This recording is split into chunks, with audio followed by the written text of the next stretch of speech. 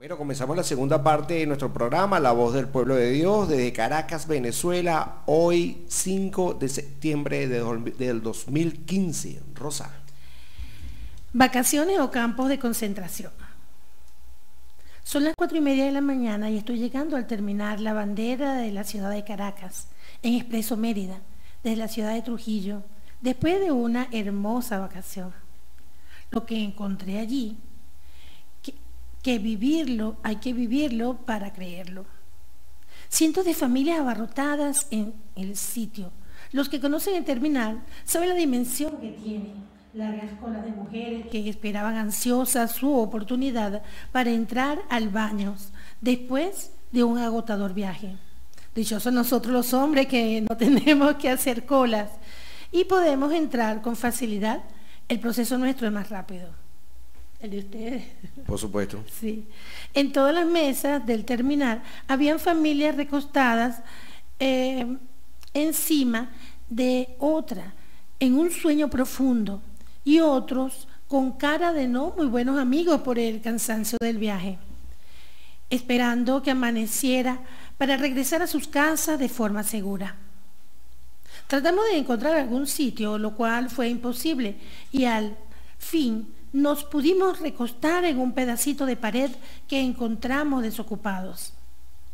Teníamos que esperar allí 1 hora hasta que abrieran el metro a las 5:30. Decidimos movernos al otro lado para ver si conseguíamos algún puesto para hacer más cómoda la espera. Al pasar al otro lado, nos encontramos una cola que impedía subir las escaleras en el segundo piso, donde supuestamente se podía encontrar algún cupo para aquellos que deseaban viajar en horas de la noche. Pudimos averiguar que esas cientos de familias abarrotadas también llegando al terminal la noche antes para esperar que abrieran las distintas líneas de autobuses con la esperanza de comprar los pasajes y lograr así llegar a su destino. Era una masa de gente apurrañada, durmiendo en el suelo, sobre las mesas y en las escaleras, entre los bultos y maletas.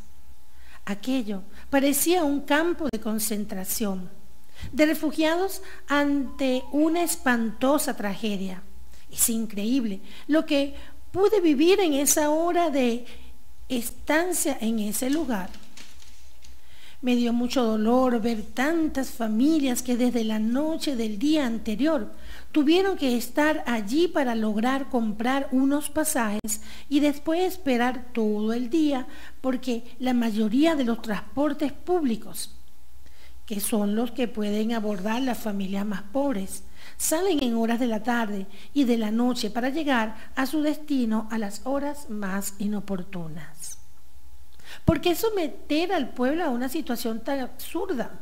¿Acaso no se puede crear un sistema distinto donde el que quiera viajar pueda adquirir sus boletos con tiempo suficiente e ir después tranquilamente a 1 hora antes de salir de su transporte para abordar con sus pasajes en mano, evitando esa desagradable experiencia al comenzar y al terminar sus merecidas vacaciones?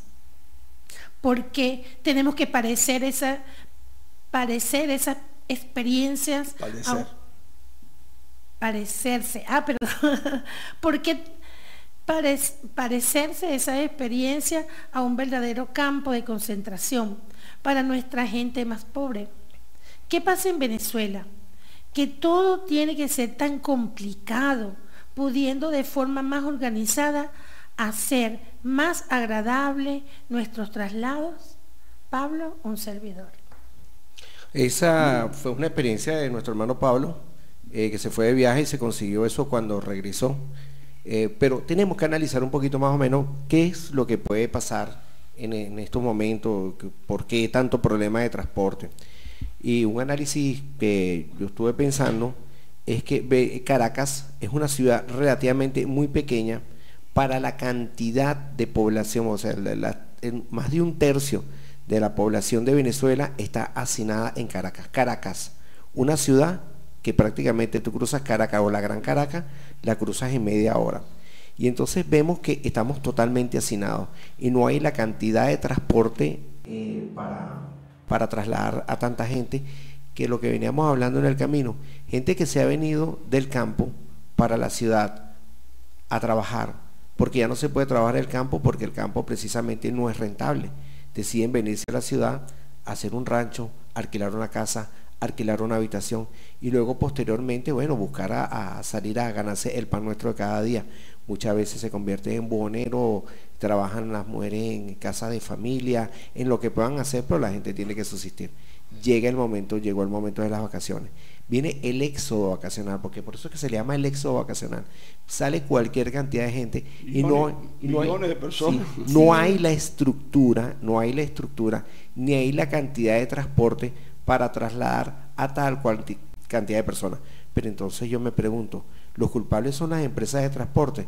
Entonces la empresa de transporte te dice, yo no puedo tener tantos autobuses porque entonces en el resto del año voy a tener la mayoría de los autobuses guardados y van a trabajar solamente unos cuantos. Entonces no voy a hacer una inversión tan millonaria solamente para estar pagando el parqueo, o sea, el estacionamiento de esos autobuses. Entonces también tenemos que irnos a la otra parte también del transportista. Pero entonces vamos a la parte del Estado.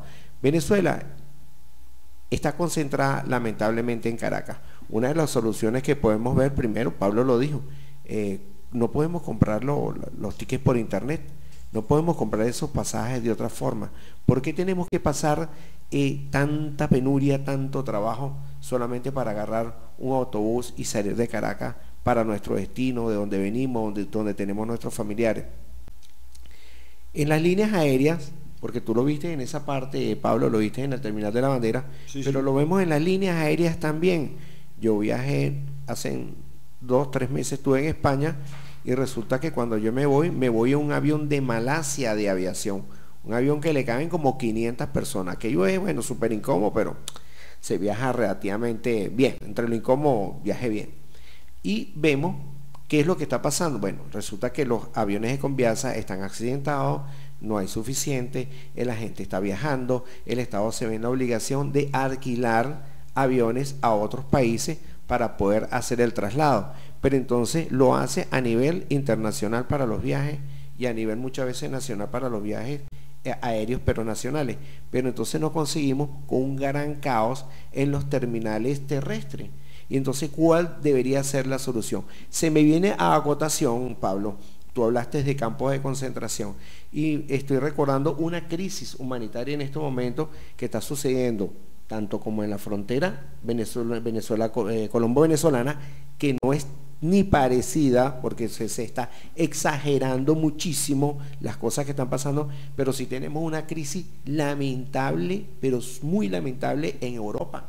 Precisamente la gente perdiendo las vidas en el mar Mediterráneo porque estos mismos países europeos, junto con ese gran imperio, han invadido unos países, lo tienen en una guerra total y la gente está huyendo. Y precisamente cuando la gente está huyendo, no le permiten, ellos mismos que han creado esas guerras, no le permiten entrar a esos países y la mortandad es gigantesca. Lo que pasa es que lo están escondiendo, no colocan la cantidad de muertos. Esta semana pasaron a un niño, un bebé de 3 años, que se ahogó y apareció muerto en una de las costas, y también su madre pereció y también su hermanito pereció, y el único que quedó vivo fue el padre, porque están huyendo de una guerra que estos países que están cómodos, con mucho dinero, bien vestidos, con anillos de oro en esa parte de su tierra, donde están invadiendo y masacrando a otra gente, que la gente está andrajosa y está pobre, viendo el evangelio de hoy. Y luego, cuando viene esta gente bien vestida a Europa, si entra por la puerta grande y le dan asilo, que son muchas veces los políticos, y cuando viene la gente andrajosa, la gente pobre, tratando de salvar su vida, ni siquiera le dicen apártate para allá, ni siquiera lo dejan entrar, Pablo. Yo creo que es importante, Johnny, esa referencia, y eso nos da la oportunidad para entrar en el segundo aspecto de la segunda parte de este programa, que es el problema que tenemos ahorita en las fronteras, que eso es una noticia nacional e internacional de esta semana, y nosotros a la luz del Evangelio debemos de iluminar, ¿no? Yo creo que es un problema, primero la frontera colombo-venezolana, como lo oímos a nuestro profeta Ali I, nosotros somos dos pueblos que somos un pueblo, sobre todo la gente que vive en la frontera. Allí no hay venezolanos ni hay colombianos, allí son una simbiosis de dos naciones que viven por muchísimos años juntas, y que los niños los padres trabajan en la frontera de Colombia y los niños estudian en la frontera de Venezuela.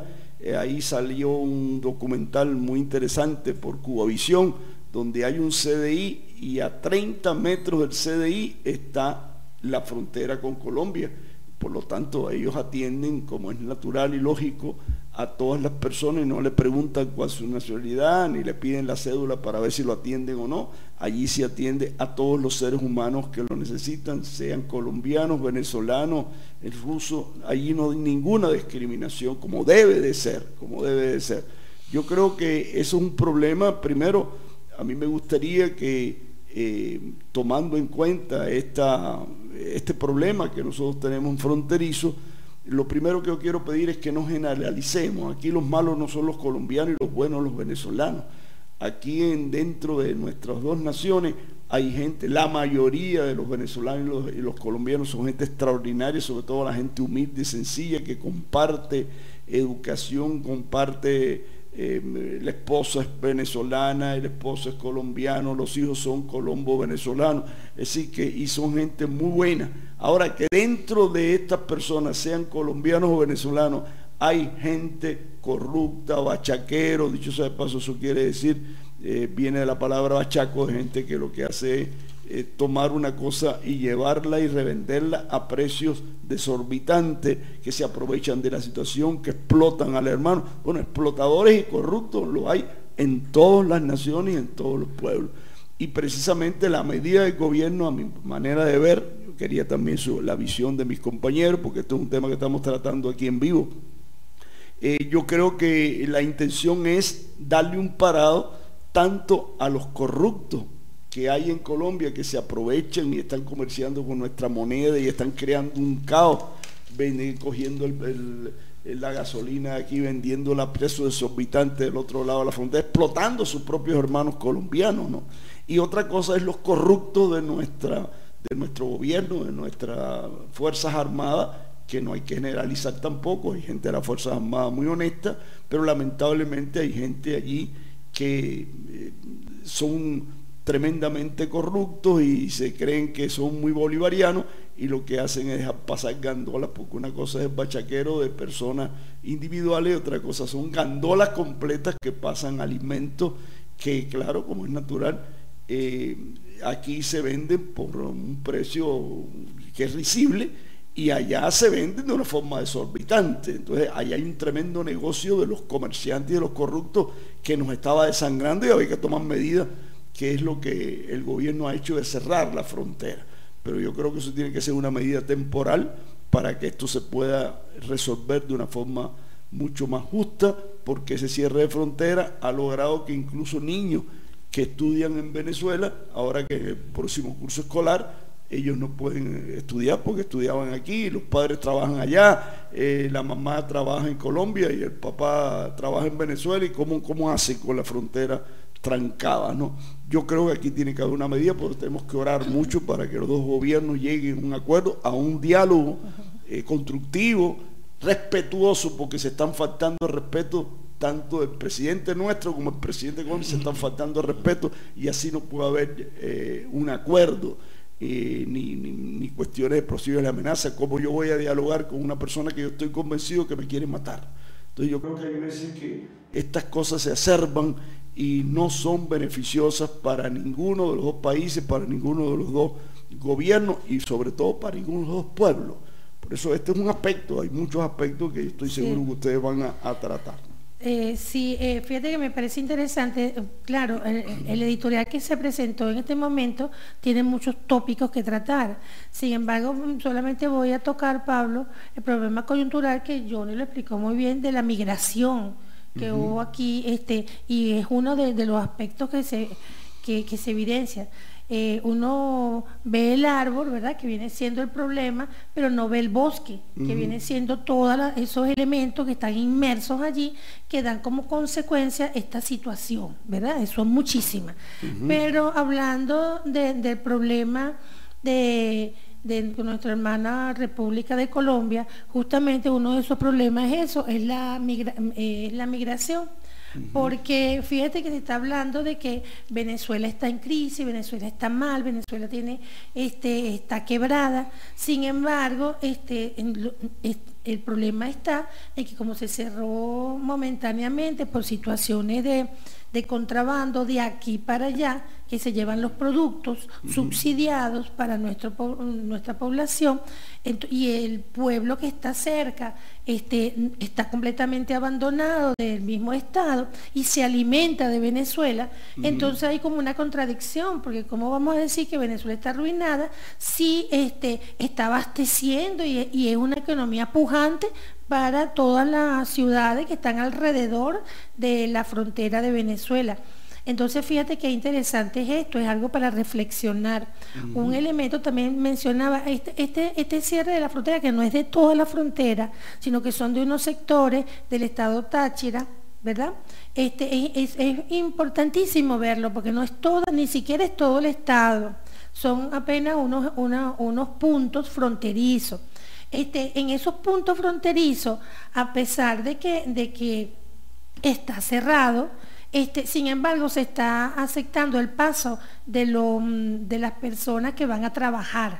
Esa parte, eso sí está abierto. Entonces, fíjate que es un cierre extraño, porque es un cierre, pero se está permitiendo que si una persona trabaja aquí, él pueda asistir a su trabajo. Y lo mismo está sucediendo con los niños que van a la escuela. Está cerrado, pero está cerrado para poder contrabandear. Ahora, sí, te voy a dar la palabra para el cierre. Entonces, fíjate que y lo otro que es muy importante, el famoso Dollar Today, que eso tenemos que estudiarlo en otra oportunidad, porque es allí donde, gracias a que Colombia permitió una resolución número 8, ¿verdad?, donde permite que jueguen con el valor de nuestra moneda, que en otros países no lo hacen, pero lo hicieron allí para poder beneficiar a esos contrabandistas que se llevan esos productos, ¿verdad? Entonces le están asignando un valor arbitrario al bolívar en la frontera, a pesar de que en la capital, el Banco Central de Colombia, ellos reconocen que el valor a cambio del bolívar con respecto al dólar es 12 bolívares, ellos lo reconocen, pero ellos permiten que se juegue con ese cambio. ¿Qué sucede? Que entonces, al estar abierta la frontera, ahí también un contrabando de nuestra moneda, ellos están con esa moneda, compran más barato allí, pero resulta que ellos al cambiar el bolívar al peso, ¿verdad? Entonces con el peso ellos compran el dólar y resulta que después nos presentan el dólar, nos los devuelven a nosotros con un sobreprecio. Entonces fíjate cómo es que están dañando nuestra economía, nos están presentando un dólar ficticio que nosotros lo estamos asumiendo como si fuera real, porque estamos creyendo en esa promoción de un Dollar Today que ni siquiera es de Venezuela, sino que es referencia el dólar el bolívar cambio en la frontera, y entonces después todo el mundo empieza a revender sus dólares con ese dólar ficticio. Inclusive nosotros mismos caemos en el juego porque no tenemos conciencia. Es ahí el diálogo constructivo para darnos cuenta cómo hacemos daño al no conocer la realidad. Solamente una reflexión sobre eso para ver qué nos dice Johnny. Oí los otros días un comentario del gobernador del Zulia, Arias Cárdenas, que tiene una propuesta. Si ustedes quieren, colombianos, venir aquí a comprar los productos venezolanos, vienen a comprarlo en pesos, no en bolívares. Excelente. Eso puede ser una salida. Excelente. A ver, hermano. Excelente esa reflexión que hizo nuestro compañero Arias Cárdenas. Ahora, uno de los problemas que nosotros tenemos es tenemos una distorsión económica. Tenemos que estar claros que tenemos una distorsión económica. La está teniendo en este momento Suiza, precisamente con Alemania también, porque en Suiza hubo una deflación y los comerciantes no bajaron los precios. Entonces, como están a media hora de Alemania, la gente, como tienen el pasaje, el pasaporte de la Comunidad Europea, la gente puede salir del país. Entonces, como están a media hora, porque es un país relativamente pequeño, prefieren comprar en Alemania, que les sale a un cuarto del costo, y luego venir con su mercado para Suiza. Eso le está pasando ahorita en este momento a Suiza, aunque ellos no tienen problemas económicos, por supuesto, como lo tenemos nosotros. La otra parte es que nuestros productos están o sea, el precio no es el precio real. Ahí no vamos a decir mentira. El cuarto de kilo de café, eso no debería existir. El cuarto de kilo de café, ni siquiera la bolsita cuesta lo que cuesta el precio real subsidiado. Lamentablemente, una de las soluciones que tiene que haber es que tiene que haber una paridad económica. Cuando tenemos una paridad económica entre los productos entre Venezuela y Colombia, no vamos a tener problemas de que no se nos escapen los productos, porque entonces ya no sería negocio para ellos. Pero ¿qué es lo que pasa? Que la economía en Colombia supuestamente tiene una economía estable, pero tiene una economía muy alta, muy costosa, y a los colombianos les cuesta muchísimo adquirir los productos. Todo lo contrario que pasa en Venezuela, que en Venezuela tenemos los productos subsidiados. Entonces los productos lo dejaron con un subsidio a tal punto, tan grave, tan grave ha sido, que entonces los mismos campesinos se vienen a la ciudad, se viene ese éxodo de campesinos que luego se quieren ir de vacaciones para sus pueblos, precisamente a pasar vacaciones, y se consiguen con ese problema en la bandera. ¿Por qué? Porque esa gente se tiene que venir del campo, porque no puede producir al precio que el Estado le está obligando para vender. Entonces, si yo voy a producir para perder, lo más seguro es que no produzca. ¿Qué es lo que pasa entonces? Viene la otra distorsión. El Estado decide importar los productos. Tenemos que, todo lo contrario, regularizar los productos, colocarle el precio que deben de tener los productos, y que nuestros campesinos aprendan en forma industrializada trabajar el campo como lo hacen en Europa, como lo hacen en Estados Unidos. O sea, tenemos que copiar las cosas buenas, no podemos copiar las cosas malas. Entonces, para que yo como empresario del campo, mal llamado campesino, me pueda ir a mi campo a trabajar, pueda tener mis avícolas. Tú te vas para los lados de Aragua, donde la gente tenía esas granjas, y la mayoría de las granjas están cerradas, y la mayoría de las granjas están abandonadas. ¿Por qué están abandonadas, Rosita? Porque precisamente no les da el costo para producir, pero entonces el Estado prefiere en dólares pagar los pollos. Entonces me quiebras a mí como empresario y beneficias a un empresario de un país extranjero. Entonces creo que hay mucha distorsión que tenemos que solventar. Hablando un poquito sobre el dólar, que esto tiene que estar claro, ese dólar 12 bolívares, ese dólar no existe. Pablo lo sabe, y lo sabemos todos, y el que hace un poquito de economía lo sabe. Eso no existe, eso es mentira. Porque es un dólar subsidiado.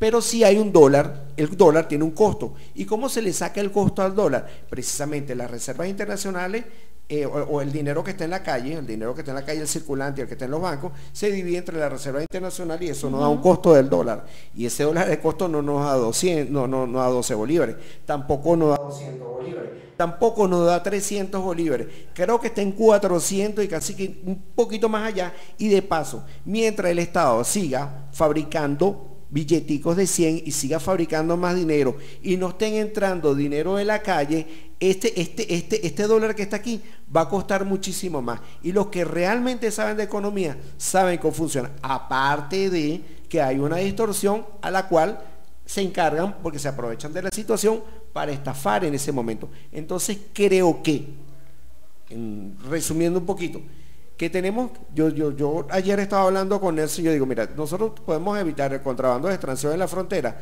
si todos los carros en la frontera trabajan con gas. Si todos los carros de la frontera trabajan con gas, yo no permito que las gandolas de gasolina me lleguen hasta allá. Entonces, muy bonito, oye, vale, se cerraron la frontera, están cerradas las fronteras por un lado, pero las gandolas de gasolina que pasan muchas veces, los militares están dejando de pasar. Oye, yo voy a pensar un poquito más, yo creo que están pasando por otro lado. Lamentablemente, yo soy un poquito realista. Creo que está pasando ese contrabando, creo que se sigue extrayendo, porque eso es una cuestión de demasiado dinero, y nosotros tenemos un problema, que nos falta nacionalismo real. Si nosotros verdaderamente queremos al país, nosotros no tenemos problemas con nuestros hermanos colombianos, pero si nosotros vemos que nuestro vecino me está dañando mi familia y tengo problemas con mi familia por mi vecino, yo tengo que tomar acciones. Pero lamentablemente, por otro lado, Pablo, se están tomando acciones demasiado tardías.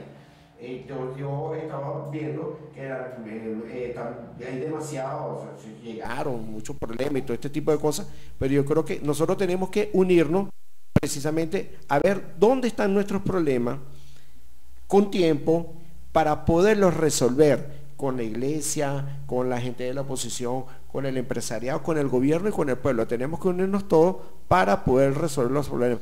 Si nosotros queremos resolver los problemas, siendo enemigo del empresario, siendo enemigo de la iglesia, siendo enemigo del pueblo, siendo enemigo de los colombianos, señores, vamos a tener 5 enemigos. Lamentablemente nunca vamos a llegar a nada, Pablo.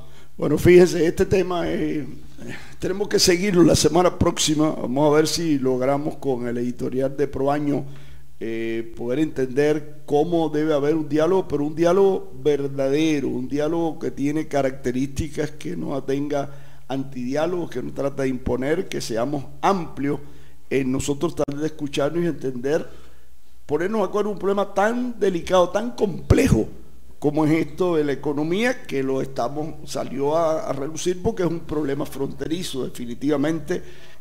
Yo creo que deberíamos, una anécdota solamente para terminar. En mis vacaciones precisamente llegué a las 12 menos cuarto de la noche allá terminar de allá de Nirgua, el estado Yaracuy. Bueno, la parada es oficial que hacen los autobuses, y entonces digo, bueno, me tomamos un juguito.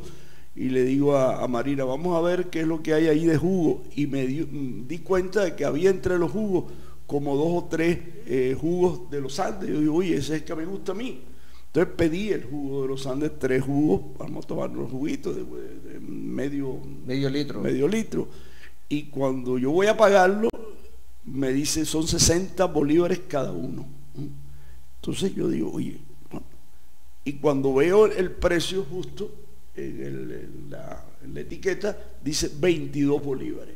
Y yo le digo a la muchacha, ven acá, chica, ¿por qué si aquí dice 22 bolívares tú me lo estás vendiendo a 60? Y dice, bueno, esa es la orden que tengo del dueño. Y ¿dónde está el dueño? Mira allí. Y fui a hablar con el dueño. Entonces cuando yo le dije ese problema, me dice, bueno, sí, eso está ahí, pero yo no lo puedo vender a eso porque yo tengo que pagarle a todos estos sinvergüenzas que están aquí y no me alcanza el dinero, y yo he tenido que patear mucho para buscar ese producto. Y él ni siquiera lo compró en 22, que es de paso. Bueno, ahí está el problema, pero uno calcula de que si eso está en 22, por lo menos en 15 bolívares, menos de 15 bolívares, él no puede comprar eso, ¿no? ¿Verdad? Ahora, vuelvo a tu reflexión. El envase de ese jugo no lo vale. Cuesta más de 22 bolívares. Entonces, ahí está el problema. La distorsión. A nivel de donde lo estés comprando, pero realmente no es el costo, a eso me refiero. Cuando se hace el estudio de costo, se hace con el costo real. La gente no produce para perder, se hace como debe ser. ¿Qué sucede? Que cuando tú lo comparas con el entorno, como los otros productos lo están colocando sobreprecio, ahí donde dice, no, yo tengo que venderlo por encima porque no me está dando ganancia, pero es ficticia, a eso me refiero. Pero digo, ahí hay un importante. Ahí hay un problema de corrupción grave, ¿no? ¿Verdad? Y también de falta de realismo de lo que verdaderamente cuesta. Es el costo, ese es el costo. Falta de realismo. Entonces yo creo que ahí hay una discusión que podemos seguir dialogando para podernos entender, porque hay que aclarar esta situación, que de verdad lo más importante en nuestro país es que la economía se estabilice, que el bolívar se fortalezca, no el dólar. A nosotros no nos interesa el dólar, a nosotros lo que nos interesa es el bolívar, que es lo que la gente necesita.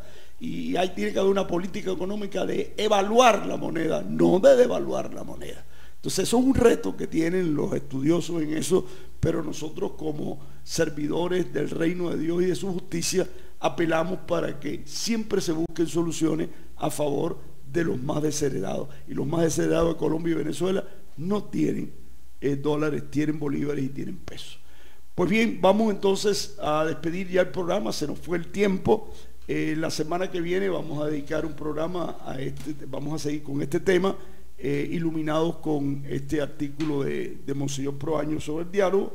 Recuerdo solamente para terminar que el día lunes empezamos la catequesis parroquial, las inscripciones y los talleres de formación para nuevos catequistas y para los catequistas que quieran renovar su compromiso.